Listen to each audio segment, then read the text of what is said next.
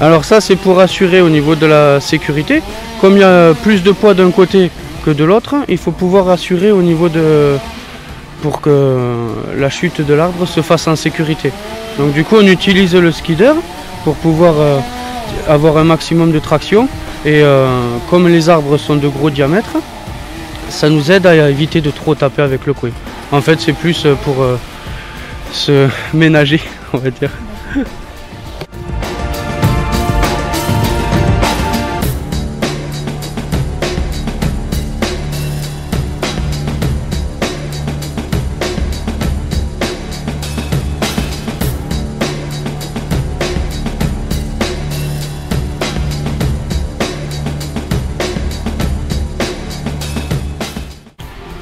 Donc avant abattage de l'arbre, je nettoie tout ce qui est autour. Je fais un dégagement sur 1 mètre.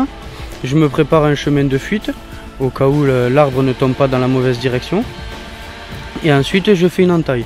Donc l'entaille elle va me servir à choisir la direction. Donc je fais une entaille à l'horizontale et puis après à un angle d'environ 45 degrés. Et une fois que ça c'est parti, je fais un perçage à cœur à travers l'entaille, donc par le devant. Et une fois que ça c'est percé, on sort la tronçonneuse et je prends sur le premier tiers, et je rentre, je casse le cœur et ensuite je fais un éventail tiré en continu. Je mets un coin juste pour la sécurité et une fois que ça c'est fini, on enclenche le skidder qui est câblé plus haut et là l'arbre tombe.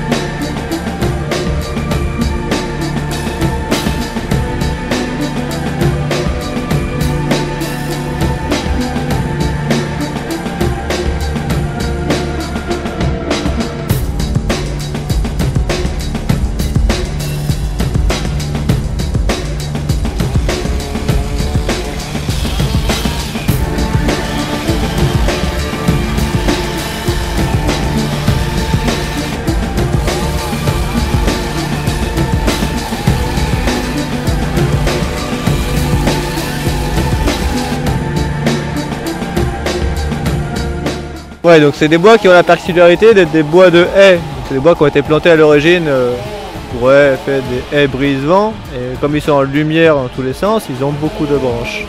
Donc le poids des branches est à prendre en compte lors de l'abattage. Ça fait aussi un encombrement assez important et ils sont entourés de pas mal de feuillus qu'on doit conserver. Donc il faut prendre ça en compte. C'est une des raisons pour lesquelles on câble les bois pour l'abattage. Pour être sûr de faire le moins de dégâts possible autour.